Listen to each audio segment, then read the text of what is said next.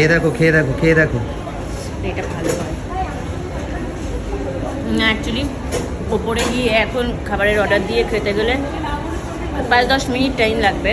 আর স্বর্ণর পেয়েছে ভীষণ খিদে, ও মানে 1 সেকেন্ড নাকি ও দাঁড়াতে পারছে না, তাই বললাম আপাতত এটা খাও। এটা একদম রেডিমেড, এক্ষুনি 2 মিনিটে বানিয়ে দেবে। চলো চলো চলো, আজকাল আমি ঝাল ছাড়া খেতে পারি না। খেয়ে নি, খাও খাও খাও।